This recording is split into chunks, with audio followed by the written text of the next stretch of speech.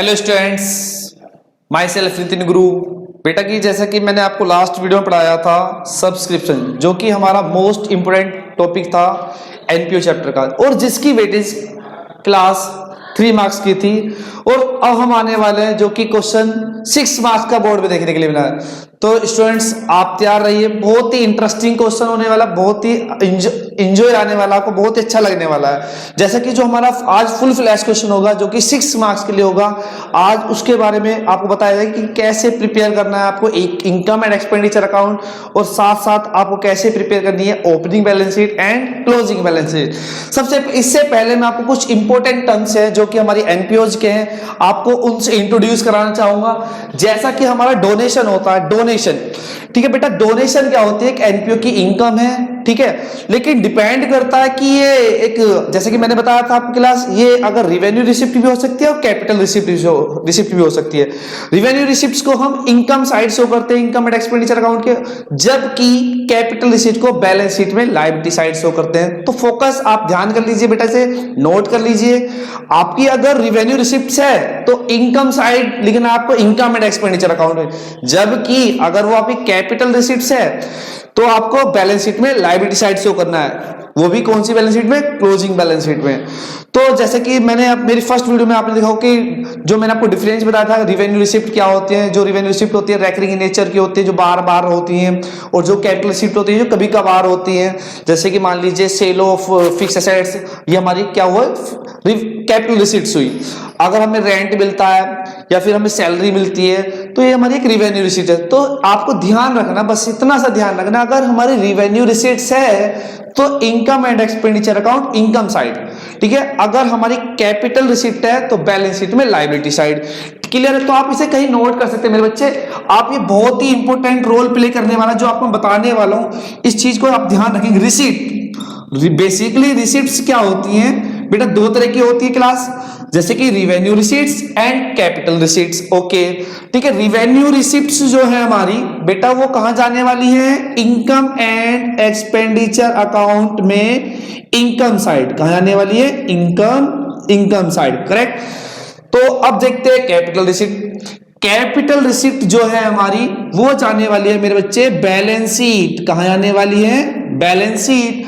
Balance sheet में कहां पर? लायबिलिटी साइड, ठीक है। तो आई होप आपको ये समझ में आ गया होगा। आपको ये ध्यान रखना जिससे कि आपके बड़े से बड़े क्वेश्चन जो कि आपको 6 मार्क्स के लिए बोर्ड में देखने वाले, बहुत ही इजी करने में, बहुत ही ज्यादा इजी लगे आपको करने में, ठीक है।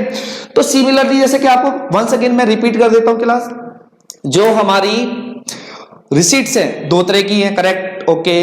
रिवेन्यू रिसीट्स को भी जैसे वो करना है इनकम एंड एक्सपेंडिचर अकाउंट में इनकम साइड, जबकि कैपिटल रिसीट्स को शो करना है बैलेंस शीट में लायबिलिटी साइड। इसी तरह हमारी पेमेंट्स होती हैं जो कि एक्सपेंडिचर्स हैं, इसी तरह हमारी क्या होती है? पेमेंट्स होती हैं, उन्हें क्या करना है क्लास, ठीक है। देखते हैं जो हमारे एक्सपेंडिचर्स होते हैं, एक्सपेंडिचर्स भी हमारे 2 तरह के होते हैं, revenue expenditures and capital expenditure. अगर बेटा रिवेन्यू एक्सपेंडिचर है तो वो हमें कहां शो करना है? वो रेकरिंग इन नेचर का हुआ, ठीक है। रिवेन्यू एक्सपेंडिचर वो एक्सपेंडिचर होते हैं जो रेकरिंग इन नेचर के, जो बार बार होते हैं। रेंट पे करना, इलेक्ट्रिसिटी बिल पे करना, इंश्योरेंस प्रीमियम पे करना, ठीक है, ईटीसी। जो एनपीओ एक साल में बार बार खर्चे करती है उनको कहते हैं हम रिवेन्यू एक्सपेंडिचर, और इनको हमें शो करना है कहां पर? इनकम एंड एक्सपेंडिचर अकाउंट में एक्सपेंडिचर साइड, ठीक है, क्लियर। ये हमारे खर्चे हैं, कैसे? Revenue expenditure. जबकि कैपिटल एक्सपेंडिचर को कहां शो करने वाले क्लास हम? कैपिटल एक्सपेंडिचर जो हमारे बेटा होते हैं balance sheet asset side, balance sheet asset side. तो बेटे आई होप आपको ये याद हो गया होगा। इस बेस पे आप बड़े से बड़े क्वेश्चन सोल्व कर सकते हैं, और हो सकता कि आपके ये आइडेंटिफाई करने के लिए भी आ जाए कि इसको हमें कहां शो करना है। तो इन ब्रीफ, अगर आपके जो रिसीट्स हैं 2 तरह की हो सकती हैं, revenue receipts and capital receipts. Revenue receipts को कहां शो करना है? Income side, income and expenditure account, जबकि कैपिटल रिसीट को बैलेंस शीट लायबिलिटी साइड। इसी तरह एक्सपेंडिचर है हमारे, रिवेन्यू एक्सपेंडिचर को कहां शो करना है? इनकम एंड एक्सपेंडिचर में एक्सपेंडिसाइड। एक्सपेंडिचर है, एक्सपेंडिसाइड ही शो होगा रिवेन्यू एक्सपेंडिचर, करेक्ट। और इसी तरह कैपिटल एक्सपेंडिचर या कैपिटल पेमेंट कह सकते हैं आप इन्हें class, balance sheet asset side. ठीक है, तो देखते हैं बेटे क्या करना है हमें आगे। जैसे कि हमारे इंपॉर्टेंट टर्म्स हैं, जैसे कि बेटा सबसे पहले मैं आपको डोनेशन के बारे में बताना चाहूंगा। डोनेशन जो है हमारी एक जो हमारी संस्था होती है, नॉन प्रॉफिट ऑर्गेनाइजेशन और नॉट फॉर प्रॉफिट ऑर्गेनाइजेशन, ये उसके लिए इनकम है, करेक्ट, डोनेशन। ठीक है, दान। अभी डोनेशन जो है बेटा जनरल भी हो सकती है, स्पेसिफिक भी हो सकती है। मान लीजिए एक एनपीओ क्या है, टेम्पल भी एक, जो हमारा टेम्पल है मंदिर, वो भी एक एनपीओ के तरह ही होता है। तो डोनेशन अगर रेगुलरली है और उसका कोई पर्पज नहीं है, हम एक एग्जांपल मैं आपके सामने बताना चाहता हूं जिससे आपको इजी लगेगा। हमारे पास हमारी कॉलोनी में एक मंदिर है, आसपास में सभी लोगों की कॉलोनी में एक मंदिर होता है। हर मंगलवार को, ठीक है, जैसे कि हम मंगलवार को हनुमान जी का प्रसाद चढ़ाए जाते हैं, तो क्या करते हैं कि वहां पे जो भी होता है 1 रुपया 10 रुपए जो भी डाल देते हैं, ठीक है, हाथ जोड़ते हैं भगवान जो भी है, ठीक है, तो सब रेगुलर चलता रहता है। ठीक है, एक भक्त आया हनुमान जी का, उसने डाले, दूसरा भक्त आया उसने डाले, ठीक है, तो एक रेगुलर इनकम है। ठीक है, एक छोटा अमाउंट है और ये रेगुलर इनकम है, तो जनरल डोनेशन है। ठीक है, जबकि इसी तरह कंडीशन देखते हैं, जैसे कि हमारे आसपास में एक मंदिर था और उसके पास से हमारे सेलिब्रिटी अमिताभ बच्चन जी जा रहे थे, उन्होंने देखा कि एक मंदिर है और आए, एक बड़े से अमाउंट का चेक डाल दिया और कहा गया, उस चेक पे लिख दिया डोनेशन फॉर टेम्पल, पर्पज आ गया। अगर डोनेशन के साथ पर्पज आ जाता है, अगर हमारी जो डोनेशन है पर्पज के लिए, किसी स्पेसिफिक पर्पज के लिए है, तो बेटा वो स्पेसिफिक डोनेशन हो जाएगी और स्पेसिफिक डोनेशन को मेरे को दिखाना है बैलेंस शीट लायबिलिटी साइड, जबकि जनरल डोनेशन को मेरे को दिखाना है income and expenditure account income side. Once again, अगर हमारी डोनेशन स्पेसिफिक है, मतलब कोई ना कोई पर्पज है, donation for club, donation for education, donation for temple, donation for orphanage student, मतलब पर्पज क्लियर होना चाहिए। डोनेशन फॉर लाइब्रेरी, अगर डोनेशन किसी पर्पज के लिए मिली है तो हमारी होगी कैपिटल रिसिप्ट, जैसा कि अभी मैंने आपको बताया। और अगर वो कैपिटल रिसिप्ट है तो बैलेंस शीट लायबिलिटी साइड जाने वाली है, करेक्ट। सिमिलरली अगर डोनेशन का कोई पर्पज नहीं है तो कैसी हमारी रिसिप्ट होगी, वो रिवेन्यू रिसिप्ट। रिवेन्यू रिसिप्ट को कहां डालने वाले हम, income and expenditure account income side. Similarly बेटा यही केस जो चलता है लिगेसी और गवर्नमेंट ग्रांट के साथ चल रहा है। ठीक है, अगर वो स्पेसिफिक हुई तो balance sheet liability side, legacy for orphanage, legacy for library, legacy for sport club, legacy for, ठीक है, ईटीसी। लिगेसी का मीनिंग क्या होता है, लिगेसी बेटा एक अमाउंट है जो एनपीओ को रिसीव होता है। जो मान लो कि बहुत सारे लोग ऐसे होते हैं, उनके पास पैसा तो बहुत कुछ होता है, ठीक है, लेकिन उनकी कोई संतान नहीं होती है, तो अब वो मरने से पहले अब उनके उस पैसे क्या होगा, अब मरने वाले तो अपनी इच्छा से एट विल, ठीक है, अपनी इच्छा से वो सारा का सारा पैसा संस्था कौन सी, एनपीओ, नॉन प्रॉफिट ऑर्गेनाइजेशन, जिनका मेन उद्देश्य प्रॉफिट कमाना नहीं है, ठीक है, उन संस्था के नाम कर जाते हैं। अब उन संस्था के हिसाब से अगर आप सोचें, संस्था के पास पैसा आ रहा जा रहा आ रहा है, ठीक है, तो अब पैसा आ रहा है, ये तो कंफर्म हो गया रिसिप्ट से। अब बेटा बेटर ये करता कि वो रिवेन्यू रिसिप्ट है कैपिटल रिसिप्ट है, तो बेटा वो दोनों हो सकता है, रिवेन्यू रिसिप्ट से भी हो सकता है, कैपिटल रिसिप्ट से भी। जो मरने वाला पर्सन है, जो डोनर होने वाला, जो दान में देने वाला, मतलब लिगेसी का अमाउंट वो है कि जो मरने से पहले जिसकी कोई संतान नहीं होती है, ठीक है, ना ही कोई वारिस होता है, वो अपनी संपत्ति अपनी मर्जी से, अपनी इच्छा से वो संस्था के नाम करने वाला होता है। अगर मरने से पहले वो उद्देश्य क्लियर कर गया, पर्पज क्लियर कर गया और मर गया फिर, तो स्पेसिफिक हो गया, उसने कहा कि मेरा सारा पैसा एक जो गरीब बच्चे हैं उनके पढ़ाई के लिए एक लाइब्रेरी बनवा देना या एक स्कूल बनवा देना, अगर पर्पज बता के मर गया तो बेटा वो होगी हमारी कैपिटल रिसिप्ट। अगर लिगेसी फॉर पर्पज, ठीक है, अगर पर्पज के साथ है, लिगेसी स्पेसिफिक नेचर की है, ठीक है, उसने पर्पज क्लियर कर दिया तो कैपिटल रिसिप्ट्स होगी हमारी, और capital receipt balance sheet liability side आने वाली है। लेकिन अगर सिंपल लिगेसी लिखा हुआ क्वेश्चन के अंदर, मतलब क्या हुआ, general legacy, there is no any specific meaning, ठीक है, there is no any specific purpose of the legacy, then हमें उसे ट्रीट करना है as a income. Clear class. Similarly government grant, ठीक है, गवर्नमेंट ग्रांट की तरह, गवर्नमेंट ग्रांट को भी हमें इन्हीं की तरह इलाज करना है। जो गवर्नमेंट ग्रांट है हमें डोनेशन और लिगेसी की तरह ही ट्रीटमेंट करना है। अगर वो स्पेसिफिक है तो बैलेंस शीट लायबिलिटी साइड, ठीक है, और अगर वो स्पेसिफिक नहीं है, इट मीन जर्नल, तो बैलेंस शीट लायबिलिटी साइड। अब गवर्नमेंट ग्रांट होता क्या है? जो गवर्नमेंट है वो हमारी जो संस्थाएं होती हैं, NPO, non profit organisation, government उनकी सहायता करती है फाइनेंशियली, ठीक है। अब गवर्नमेंट पैसा दे रही है संस्था को, गवर्नमेंट के हिसाब से नहीं, हमें किसके हिसाब से सोचना है? एनपीओ के हिसाब से। तो पैसा आ रहा है, ये तो सही है, रिसिप्ट है।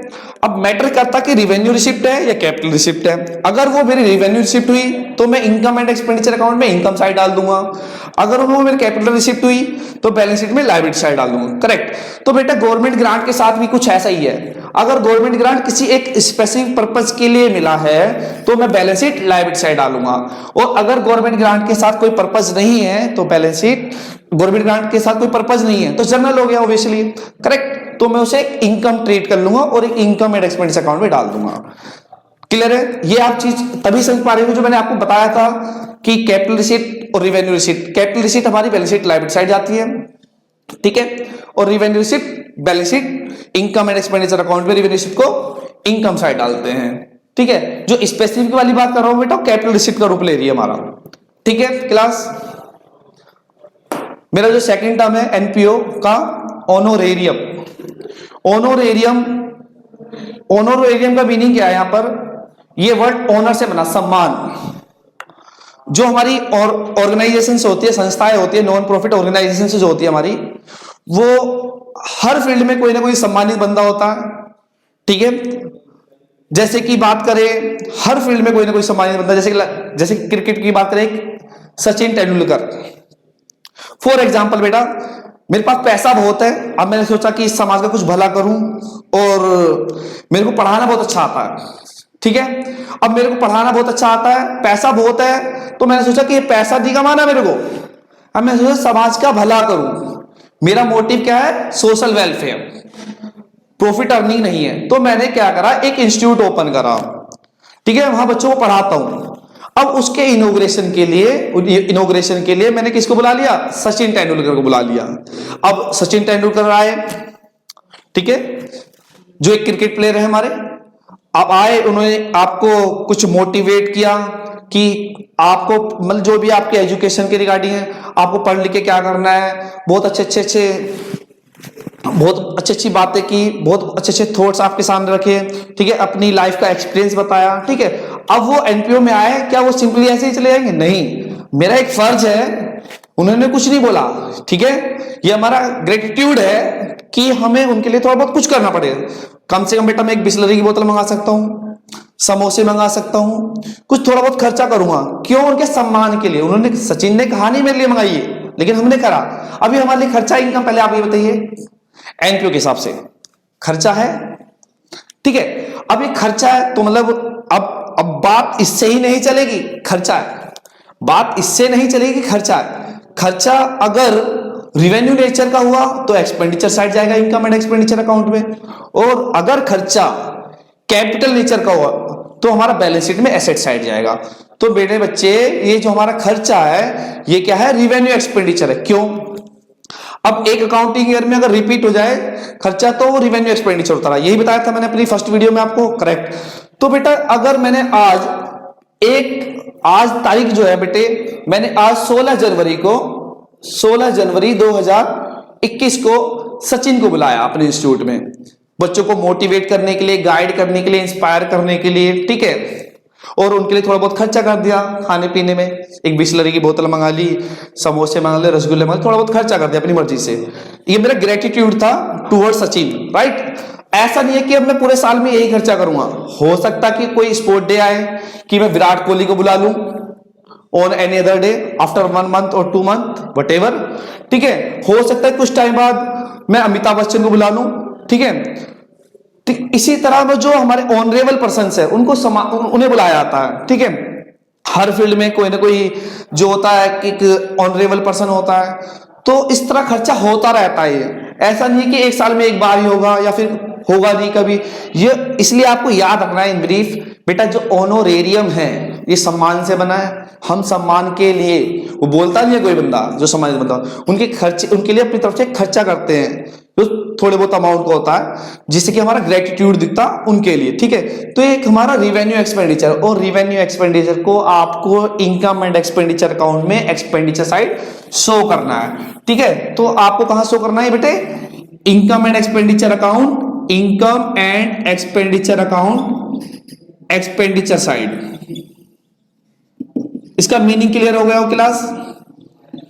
जब आप ये समझ पाएंगे तभी आप एक proper income and expenditure account बना सकते हैं और बैलेंस शीट प्रिपेयर कर सकते हैं। आपको ये पता होना चाहिए कि कौन सी चीज को कहां प्लेस करना है, ठीक है।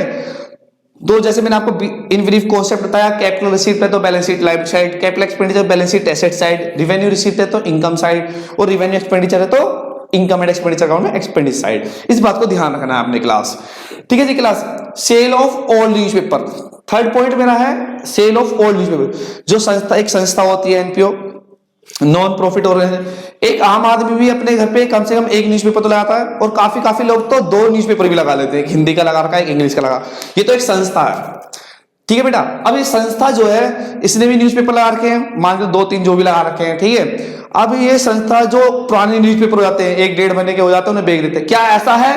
क्या वो 1 साल के 10 साल के एक साथ बेचते न्यूज़पेपर? नहीं, वो 2-3 हद से कहीं भी देख लो आप, एक हाउस होल्ड के हिसाब से एक आम आदमी भी अपने जो न्यूज़पेपर होते हैं पुराने 1.5-2-2.5 महीने बेच देता है। तो ये तो संस्था है, ठीक है। सेल ऑफ ओल्ड न्यूज़पेपर, अब सेल ऑफ ओल्ड न्यूज़पेपर, पुराने न्यूज़पेपर बेचना, करेक्ट? इतनी बात सबको समझ आ रही होगी, राइट? तो सेल ऑफ ओल्ड न्यूज़पेपर हमारी रिसिप्ट है या एक्सपेंडिचर है? रिसिप्ट है, पैसा आएगा, ये हमारी इनकम है, हमारी मतलब एनपीओ की, नॉन प्रॉफिट ऑर्गेनाइजेशन की इनकम है जो पुराने न्यूज़पेपर को बेच रही है। बात इससे ही नहीं चलेगी कि इनकम है या रिसिप्ट है, बात इससे चलेगी कि वो रिवेन्यू है या कैपिटल है। अगर रिवेन्यू रिसिप्ट हुई तो income and expenditure, income and expenditure account में इनकम साइड, और अगर वो कैपिटल रिसिप्ट हुई तो बैलेंस शीट लायबिलिटी साइड। बेटे जो न्यूज़पेपर होते हैं हर 1.5-2 महीने में नॉर्मली सेल कर दिए जाते हैं बाय एनपीओ। ऐसे ही होगा, ऐसे तो नहीं बेटा 1 साल के न्यूज़पेपर इकट्ठे करके बेचे जा रहे हैं, करेक्ट? तो 1 साल में अगर वो हर 1.5-2 महीने बेचते हैं तो लगभग 4 से 5 बार रिपीट हो जाएगी ट्रांजेक्शन। और मैंने कहा था अगर ट्रांजेक्शन रिपीट हो जाए मोर देन 2 टाइम्स, या बार हो इस साल में, तो वो रिवेन्यू नेचर हो जाएगा, ठीक। अगर ये हमारे रिवेन्यू नेचर हो गया और पैसा आ रहा है तो रिवेन्यू रिसिप्ट हुई, और रिवेन्यू रिसिप्ट को कहां डालना मेरे को? Income side. कहां डालना बेटा? Income side. कौन से अकाउंट में? इनकम एंड एक्सपेंडिचर अकाउंट में। क्लियर है? ये हमारी रिवेन्यू रिसिप्ट है और ये इनकम साइड जाने वाली है। लास्ट टॉपिक मेरा आपने देखा ही होगा जो 3 मार्क्स के लिए था, सब्सक्रिप्शन। फिर अगेन सब्सक्रिप्शन आ गया। सब्सक्रिप्शन एक रेगुलर इनकम है एनपीओ की, जो हमारी एनपीओज होती है, जो उसके मेंबर्स होते हैं अपनी मेंबरशिप को बनाए रखने के लिए, ठीक है, एक अमाउंट एक रेगुलर इंटरवल के बाद, एक रेगुलर पीरियड के बाद अमाउंट देते रहते हैं अपनी संस्था में जो भी उसके मेंबर्स होते हैं, इसे सब्सक्रिप्शन कहते हैं। Subscription refers to the amount which is submitted by the members to remains membership alive, जिससे उनकी मेंबरशिप बनी रहे, ठीक है, एक रेगुलर इंटरवल के। ये हमारी क्या होती है? अगर बेटे इसमें भी 2 चीज आ जाती है, ठीक है। अगर केवल सिंपल लिखा है सब्सक्रिप्शन, ठीक है, तो हमारी इनकम होगी, इनकम एंड एक्सपेंडिचर अकाउंट में इनकम साइड जाएगा। ये कहां जाने वाला है? Income side. Rare case income जो सब्सक्रिप्शन पर्पज के साथ आ जाती है बेटा, अगर बेटा पर्पज के साथ आती है सब्सक्रिप्शन फॉर दिस, तो बेटा हमारी कैपिटल रिसिप्ट कहलाएगी, ठीक है। आपको क्लियर होगा इतना क्लास? ठीक है। अब मैं आपको दिखाता हूं क्लास, जैसे कि अब हमारे पास एक वर्ड और है लाइफ मेंबरशिप फी, ठीक है, लाइफ मेंबरशिप फी। तो बेटा लाइफ मेंबरशिप फी क्या है? ये मेरा 5th टर्म होगा आपके लिए, शॉर्ट में लिखता हूं मैं से LMF, life membership fee. Life membership fee, life membership fee क्या होती है? लाइफ मेंबरशिप फी एक अमाउंट है। मान लीजिए बेटा मेरे साथ एक एनपीओ में 8 से 10 लोग जुड़े हुए हैं, एक बंदा बाहर से आता है, वो कहता है I want to become a member of your NPO, of your organisation, ठीक है। तो मैंने उससे कहा बेटा मैंने उनसे कहा जो पर्सन हमारी संस्था का मेंबर बनना चाहता है, आपको एक अमाउंट देना पड़ेगा जो कि आपका लाइफ टाइम के लिए होगा, आप हमारे मेंबर बन जाएंगे, एक फी लेनी होगी, ठीक है। तो मान लीजिए मिस्टर राम जी आए और हमने कहा कि आपके 1000 रुपए लगेंगे और आप हमारी संस्था के मेंबर बन जाएंगे लाइफ मेंबर के लिए। अब बेटा ये जो अमाउंट है उनके द्वारा जो हमारे पास आया है, ये रिसिप्ट है या एक्सपेंडिचर है? रिसिप्ट है, पैसा आ रहा है। अगर संस्था के पास, इट मींस एनपीओ के पास, एनपीओ के पास अगर पैसा आता तो रिसिप्ट है। अब एनपीओ के पास पैसा तो आ रहा है, ये तो क्लियर हो गया, रिसिप्ट है। लेकिन बेटा मैंने आपको बताया केवल इतने से ही काम नहीं चलेगा, हमको ये आइडेंटिफाई करना होगा कि रिवेन्यू रिसिप्ट्स है या फिर कैपिटल रिसिप्ट्स है। तो लाइफ मेंबरशिप फी एक पैसा आ रहा है, अब ये पैसा बार बार आएगा, उसने एक बार पैसा दे दिया पूरी लाइफ टाइम के लिए, तो ये वन टाइम हुआ, तो ये हमारा बेटा कैपिटल रिसिप्ट हो गया। इसी बात पे क्या हो गया? Capital receipt. और कैपिटल रिसिप्ट कहां आने वाला है? Balance sheet liability side, balance sheet liability side. Clear है? तो बेटा ये ऐसे टर्म्स है जो आपको बहुत ही ज्यादा हेल्पफुल होने वाले हैं, ठीक है। और इनकी बेस पर अब अगर आपको सारे क्लियर हो चुके हैं, स्पेसिफिक, जर्नल, ठीक है, पर्पज, मतलब अगर पर्पज के लिए है या नहीं है, लिगेसी का क्या मीनिंग होता है, और ये 1 मार्क्स के लिए आपको थ्योरी में भी देखने के लिए मिल सकता है, ठीक है। इनमें से कहीं ना कोई क्वेश्चन है। ऑनोरेरियम, ठीक है, सम्मानित बंदों को जब हम इन्वाइट करते हैं अपनी जो ऑर्गेनाइजेशन, जो भी हमारी एनपीओ है उसके अंदर जो भी आपके स्टूडेंट्स है, लाइक एक एजुकेशन के एनपीओ है, ठीक है, तो उनको गाइड करने के लिए, मोटिवेट करने के लिए, सभी को मैंने आपको 1 बाय 1 क्लियर कर दिया। ये आपको बहुत ही हेल्पफुल होने वाले हैं आपके इनकम एंड एक्सपेंडिचर अकाउंट को सोल्व करने में, और साथ ही साथ बैलेंस शीट। इसका मतलब घुमा फिरा के ये होता है कि आप एक अच्छे तरीके से 6 मार्क्स स्कोर कर सकते हैं, ठीक है। तो मैं आपको बताता हूं कि आपको क्या करना है, क्या क्या स्टेप्स ध्यान रखने, जब आप एक पूरा क्वेश्चन तैयार कर रहे हैं 6 मार्क्स का बोर्ड में, कि हमें ओपनिंग बैलेंस शीट बनाते टाइम क्या क्या बातों का ध्यान रखना है, और इनकम एंड एक्सपेंडिचर अकाउंट बनाते टाइम क्या क्या बातों का ध्यान रखना, और क्लोजिंग बैलेंस शीट में कौन कौन से आइटम्स आते हैं, ठीक है।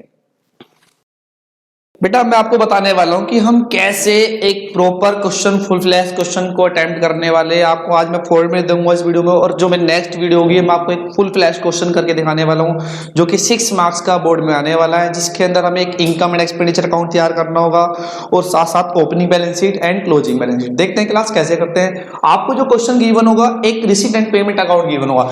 यहाँ पर हमारी रिसीट्स होती हैं, ये रिसीट्स, अमाउंट, पेमेंट्स, अमाउंट, ठीक है। सबसे पहले रिसीट एंड पेमेंट अकाउंट में बैलेंस बीडी मेंशन होता है, ये हमारा क्वेश्चन होने वाला है। ओपनिंग बैलेंस होगा कैश का या बैंक का, और यहां पर बैलेंस सीडी होगा जो कि क्लोजिंग बैलेंस होगा कैश या बैंक का, ठीक है। और इस तरह हमारी यहां पेमेंट्स होने वाली, दोनों ही पेमेंट्स होने वाली है, revenue payments and capital payment. Revenue payments,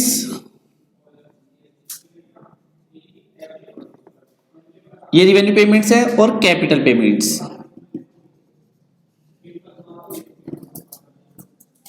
ठीक है क्लास। और इस तरह हमारी यहां पर रिसिप्ट्स होने वाली है, रिवेन्यू रिसिप्ट्स और कैपिटल रिसिप्ट्स। ये हमारा एक फुल फ्लैश क्वेश्चन होगा हमारे पास। एक चीज में क्लास आपको बता दूं बेटा, कि जो मैंने आपको यहाँ पर रिवेन्यू रिसिप्ट और कैपिटल रिसिप्ट लिखे हैं, आइटम्स नहीं लिखे हैं, जो क्या क्या आइटम्स इंक्लूड होते हैं। जस्ट लाइक रिवेन्यू रिसिप्ट के अंदर आपका सब्सक्रिप्शन होता है, ठीक है, और इसी तरह रिवेन्यू पेमेंट में आपका रेंट पे, इलेक्ट्रिसिटी बिल पे हो सकता है। कैपिटल रिसिप्ट में आपका सेल ऑफ फिक्स एसेट्स, कोई भी फिक्स एसेट को बेचना हो सकता है, या लोन टेकन हो सकता है। और इसी तरह कैपिटल पेमेंट में परचेज ऑफ फिक्स एसेट्स हो सकता है। तो मैंने ये मेंशन नहीं किया, मैंने आपको मेन चीज बता दिया कि कोई भी अगर रिवेन्यू रिसिप्ट्स होगी या कैपिटल पेमेंट्स होगी, यही होगा, यही स्ट्रक्चर है कंप्लीट। मैंने आपको मेन हेडिंग से दे दी है। अब इसकी सहायता से आपको 3 चीज बनाने वाले हैं। एक तो आपको बनाने वाला, एक आइडिया दे रहा हूं, विदाउट एडजस्टमेंट का फॉर्मेट बताया जा रहा है। नेक्स्ट वीडियो आएगी, मैं आपको एक फुल फ्लैश क्वेश्चन जिसके अंदर हमारी एडजस्टमेंट सी भी होंगी, आपको एक इनकम एंड एक्सपेंडिचर कैसे तैयार करना है, और साथ साथ आपको ओपनिंग बैलेंस शीट और क्लोजिंग बैलेंस शीट कैसे तैयार करनी है। देखते हैं कि सबसे पहले हम इससे इनकम एंड एक्सपेंडिचर अकाउंट कैसे तैयार करने वाले हैं। इनकम एंड एक्सपेंडिचर अकाउंट, जैसे कि हम जानते हैं एज पर नॉमिनल अकाउंट, जो हमारे एक्सपेंडिचर्स होंगे वो डेबिट साइड आएंगे, यहां इनकम होने वाली है हमारी क्रेडिट साइड, और यहां अमाउंट होने वाला है। एक बात ध्यान रखनी है, जब हम तैयार कर रहे हैं income and expenditure account with the help of receipt and payment account. तो बेटा आप ध्यान रखना कि केवल और केवल आप पेमेंट साइड से उठाने वाले हैं रिवेन्यू पेमेंट्स। रिवेन्यू पेमेंट्स को बेटा आप एक्सपेंडिचर साइड लिख देंगे सारी, जितनी भी रिवेन्यू पेमेंट्स है, like rent paid, electricity bill paid, insurance premium paid, ठीक है। अगर आपको न्यूज़पेपर परचेज कर रहे हैं, ठीक है, अगर वो खर्चे जो साल में बार बार होते हैं तो बेटा आप रिवेन्यू पेमेंट्स कहलाती हैं वो, और रिवेन्यू पेमेंट्स को आपको एक्सपेंडिचर साइड उतार देना है। ऑल रिवेन्यू पेमेंट्स या एक्सपेंडिचर, इस तरह, ठीक है। बस आपको पेमेंट साइड से केवल रिवेन्यू पेमेंट्स उठाना है और एक्सपेंडिचर साइड पहुंचा देना, लाइक दिस क्रॉस। ना तो मेरे को कैपिटल पेमेंट से मतलब, ना ही बैलेंस सीडी से मतलब। इसी तरह रिसिप्ट साइड से क्या करना है, आपको रिवेन्यू रिसिप्ट्स को उठाना है। रिवेन्यू रिसिप्ट्स को, उनको जितनी भी रिवेन्यू रिसिप्ट्स होंगी वो इनकम साइड चली जाएंगी हमारी, ठीक है।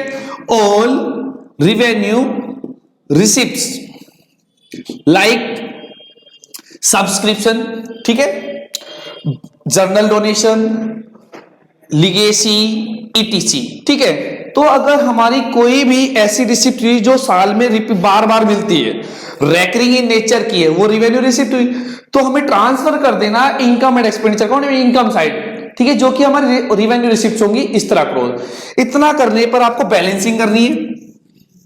बैलेंसिंग जैसे मैंने करी क्लास, हो सकता है कि मेरी इनकम साइड का टोटलिंग ज्यादा हो, राइट, समझ में आ रही होगी मेरी बात, और हो सकता है कि मेरी टोटलिंग एक्सपेंडिचर साइड की ज्यादा हो। अगर बेटा मेरी टोटलिंग जो है इनकम साइड की ज्यादा है तो मैं अमाउंट को दोनों तरफ लिख दूंगा, और बैलेंसिंग जो होगी मेरी किस तरफ आएगी, एक्सपेंडिचर की तरफ आएगी। जो मेरा आंसर होगा इसका मतलब कहीं ना कहीं ये हुआ कि एनपीओ की जो इनकम ज्यादा है और एक्सपेंडिचर्स कम है। कौन सी इनकम, रिवेन्यू, रिवेन्यू इनकम ज्यादा है और रिवेन्यू एक्सपेंडिचर कम है, तो एक आंसर आएगा बेटा, उसे बोलते हैं हम सरप्लस। क्या बोलते हैं, सरप्लस। ये अमाउंट, ये क्या होगी बेटा, बैलेंसिंग फिगर, ये बैलेंसिंग फिगर होगा। और जरूरी नहीं है कि हमारी बैलेंसिंग फिगर एक्सपेंडिचर साइड आए। अगर हमारी एक्सपेंडिचर से इसका टोटलिंग ज्यादा है तो मेरी बैलेंसिंग फिगर किधर आने वाली है, इनकम साइड आने वाली है, और उसको मैं एक नाम देता हूं डेफिसिट। क्या देता हूं, डेफिसिट। डेफिसिट भी एक बैलेंसिंग फिगर है। जो स्टार जो मैंने रिप्रेजेंट कराया यहां पर, ये मेरा स्टार ये बता रहा है आपको कि आइदर सरप्लस और डेफिसिट। जो इनकम एंड एक्सपेंडिचर अकाउंट है उसका आंसर हो सकता है कि सरप्लस हो सकता है कि डेफिसिट हो। ये डिपेंड करेगा कि इनकम ज्यादा है या खर्चे ज्यादा है। अगर एनपीओ की इनकम ज्यादा है क्लास, अगर एनपीओ की इनकम ज्यादा है एज कंपैरिजन टू एक्सपेंडिचर, तो बेटा उसे हम एक नाम देते हैं सरप्लस। क्या नाम देते हैं, सरप्लस।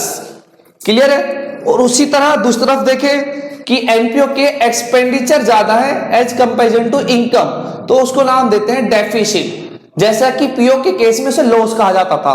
पीओ का मतलब यहां पर प्रॉफिट ऑर्गेनाइजेशन है, लेकिन हम क्या पढ़ रहे हैं यहां पर, एनपीओ, नॉन प्रॉफिट ऑर्गेनाइजेशन, जिनका मेन उद्देश्य प्रॉफिट कमाना नहीं है, जिनका मेन उद्देश्य क्या है, सोशल वेलफेयर। ठीक है, सोशल वेलफेयर के लिए कोई भी लोग कब चलते हैं, जब उन्हें समाज में कुछ भला करना होता है। ठीक है, तो ये आपको ध्यान रखना। ये क्वेश्चन बहुत कॉमनली देखा जाता है, एक नंबर के लिए भी देखा जाता है कि अगर संस्था की इनकम ज्यादा है एज कंपेरिजन टू एक्सपेंडिचर, तो उसे क्या टर्म यूज करते हैं, उसके लिए क्या वर्ड यूज करते हैं, सरप्लस, प्रॉफिट, डेफिसिट, लॉस, इस तरह ऑप्शन से देगा आपको एग्जाम में, तो आपका आंसर क्या होगा, सरप्लस। इसी तरह बोला जाता है कि if the expenditure of the NPOs are excess, मतलब ज्यादा, over the income of the NPO, उसे क्या टर्म दिया जाता है, option A surplus, profit, loss, deficit, तो आंसर क्या होगा, डेफिसिट। तो बेटा आप ध्यान रखना, 1 मार्क्स के लिए बहुत ज्यादा कॉमनली क्वेश्चन देखा गया है ये। तो वंस अगेन मैं रिपीट करता हूं कि रिसीट एंड पेमेंट अकाउंट से मुझे कैसे तैयार करना है इनकम एंड एक्सपेंडिचर अकाउंट। ये हमारा फॉर्मेट होगा, ये क्वेश्चन गिवन ही होता है आपको। यहाँ पर बैलेंस वीडियो होता है, ओपनिंग कैश और बैंक होगा, जो कि रिवेन्यू रिसीट्स होती है सारी, कैपिटल रिसीट्स होती हैं, revenue payments, capital payments and balance CD. Balance CD का मतलब यहाँ पर closing balance of cash and bank carry down, right. तो बेटा यहां से आपको क्या करना, केवल और केवल रिवेन्यू रिसीट्स को ले लेना है। रिवेन्यू रिसीट्स जैसे सब्सक्रिप्शन हो गया आपका, ठीक है, और इस तरह यहां से रिवेन्यू पेमेंट्स को ले लेना। ठीक है। रिवेन्यू पेमेंट्स का मतलब आपका एक्सपेंडिचर, रिवेन्यू एक्सपेंडिचर, रेंट पे करना, इलेक्ट्रिसिटी बिल पे करना, इंश्योरेंस प्रीमियम पे करना, जो साल में बार बार खर्चे दिए जाते हैं। इस तरह करने के बाद बैलेंसिंग करना। अगर बैलेंसिंग आई इधर, इधर का मतलब एक्सपेंडिचर साइड, तो हमारा आंसर होगा सरप्लस। अगर अब बैलेंसिंग आई इधर तो डेफिसिट। तो आई होप मैं समझा चुका हूं। तो बेटा आप देखना हमको ओपनिंग बैलेंस शीट कैसे तैयार करते हैं। इनकम, पहले इनकम एंड एक्सपेंडिचर अकाउंट तैयार करना, देन ओपनिंग बैलेंस शीट। ये बात ध्यान रखनी है कि हर क्वेश्चन में आपको ओपनिंग बैलेंस शीट बनाने की नीड नहीं है। काफी टाइम क्वेश्चंस में आपको कैपिटल फंड गिवन होता है और केवल ओपनिंग बैलेंस शीट का जो पर्पज है, मैं लास्ट वीडियो में आपको बताया था कि केवल और केवल ओपनिंग बैलेंस शीट का जो पर्पज है, to know the capital fund of NPOs. अगर आपको क्वेश्चन के अंदर कैपिटल फंड गिवन है तो आपको ओपनिंग बैलेंस शीट नहीं बनानी है, लेकिन मैं आपको कंप्लीट वे में बताना चाह रहा हूं कि आप किस सिस्टमेटिक तरीके से कैसे तीनों चीज बनाते हैं जब आपका फुल फ्लैश क्वेश्चन आता है बोर्ड एग्जाम में कि एक इनकम एंड एक्सपेंडिचर अकाउंट कैसे बनने वाला है और एक opening balance sheet and then closing balance sheet. जो मेरी नेक्स्ट वीडियो होगी मैं आपको उसमें बताऊंगा कि एक फुल फ्लैश क्वेश्चन कैसे अटेम्प्ट करना है। करेक्ट। ये ओपनिंग बैलेंस शीट है मेरी, ओपनिंग बैलेंस शीट। बेटा जैसे आपने 11th में पढ़ा होगा, यहां लेफ्ट साइड हमारे liabilities, amount, assets, then amount. इस जब आप ओपनिंग बैलेंस शीट बनाने वाले हैं तो आपको केवल एक ही बात का ध्यान रखना है, जो भी हमारी लायबिलिटीज हैं या फिर एसेट्स हैं उनका, अगर आपको क्वेश्चन के अंदर ओपनिंग बैलेंस करके बोला हुआ है या 1 अप्रैल को बोला, एज्यूम करते हैं बेटा एक चीज देखिए आप ध्यान से कि हमारा अकाउंटिंग ईयर बेटा स्टार्ट होता है 1 अप्रैल 2020 से और एंड होता है 31 मार्च 2021 को। तो आपको बस एक चीज का ध्यान रखना है, अगर किसी एसेट्स की या लायबिलिटी की वैल्यू 1 अप्रैल 2020 को मतलब ओपनिंग डेट को या बिगिनिंग लिखा हो, ठीक है, ऐसा कुछ वर्ड यूज किया गया हो जिससे कि साफ साफ इंडिकेट हो कि ओपनिंग है, बिगिनिंग है, या फिर इन द ईयर जो बिगिनिंग है हमारे साल की उसमें गिवन है बैलेंस, तो सिंपली करना क्या है, हमें जो भी एसेट्स है उसे यहां उतार देना, लेकिन डेट के साथ हो ओपनिंग। जैसे कि लिखा हुआ कि एग्जाम्पल मानते हैं बिल्डिंग ऑन 1 अप्रैल 2020 लाइक, तो हमें यहां लिख देना है। लिखा हुआ कि मशीनरी ऑन 1 अप्रैल 2020, यहां लिख देना है एसेट साइड। इसी तरह बैंक लोन लिखा हुआ है, बैंक लोन ऑन 1 अप्रैल 2020, यहां लिख देना है। या फिर ओपनिंग करके लिखा हो, ओपनिंग मशीनरी या ओपनिंग फर्नीचर, इस तरह अगर ये वर्ड अटैच है उसके साथ तो ही आपको ओपनिंग बैलेंस शीट में ट्रांसफर करने हैं, अदरवाइज आपको क्लोजिंग बैलेंस शीट में ट्रांसफर करने हैं। ठीक है, जैसे कि मैं यहां पे लिखता हूं ओपनिंग एसेट्स, जितने भी हमारे ओपनिंग एसेट्स होंगे उसे यहां ट्रांसफर कर देना मेरे बच्चे, और जितनी भी ओपनिंग लायबिलिटीज होंगी, ओपनिंग लायबिलिटीज उन्हें यहां ट्रांसफर कर देना। ठीक है, और जो बैलेंसिंग आएगी मेरी, जो बैलेंसिंग फिगर होगा, इसका जो बैलेंसिंग फिगर होगा कैपिटल फंड होगा। क्या होगा बेटा? Capital fund. केवल और केवल ओपनिंग बैलेंस शीट बनाने का पर्पज ही यही होता है कि हम ओपनिंग की कैपिटल फंड जान सके कि एनपीओ का कैपिटल फंड क्या है। ये जो है क्या है? बैलेंसिंग फिगर है, बैलेंसिंग फिगर, ये आंसर होगा हमारा। अगर क्वेश्चन में आपको ऑलरेडी कैपिटल फंड गिवन है तो हमें ओपनिंग बैलेंस शीट तैयार करने की नीड नहीं है। अब देखते हैं कि क्लोजिंग बैलेंस शीट कैसे तैयार करते हैं। क्लोजिंग बैलेंस शीट,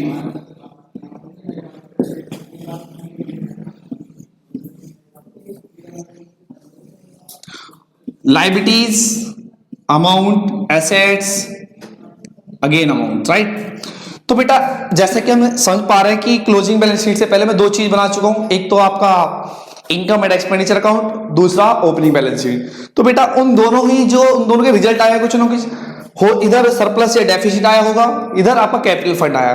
तो सबसे पहले क्या करेंगे आप, जो हमारी लायबिलिटी साइड है क्लोजिंग बैलेंस शीट की, यहां पे लिखेंगे कैपिटल फंड। जो भी कैपिटल फंड का रिजल्ट होगा आपका, ये कैपिटल फंड है। हो सकता है कि क्वेश्चन में सरप्लस आया हो, ये सरप्लस, अगर इनकम एंड एक्सपेंडिचर अकाउंट का सरप्लस रिजल्ट आया तो उसके अंदर हम ऐड कर देंगे सरप्लस, ये प्लस का साइन है, राइट। ठीक है, ऐड कर देंगे। और इनकेस अगर डेफिसिट है, डेफिसिट कुछ भी हो सकता है बेटा इनमें से, डेफिसिट है तो माइनस कर देंगे। इन दोनों में से एक चीज होगी, आइदर हो सकता कि सरप्लस हो सकता कि डेफिसिट हो। ठीक है, जो भी कैलकुलेशन करने के बाद आएगा उसे आप यहां ट्रांसफर कर देंगे क्लास। ठीक है, और इधर क्या करने वाले हैं, जितने भी हमारे एसेट्स है, बेसिकली जो एसेट्स ओपनिंग में था, जैसे कि 1 अप्रैल 2020 था, ऐसा नहीं है कि वो क्लोजिंग में ना हो। ठीक है। अगर कोई इंफॉर्मेशन नहीं है, जो ओपनिंग में एसेट्स की वैल्यू थी वही वैल्यू हमें क्लोजिंग बैलेंस में भी पहुंचानी होगी।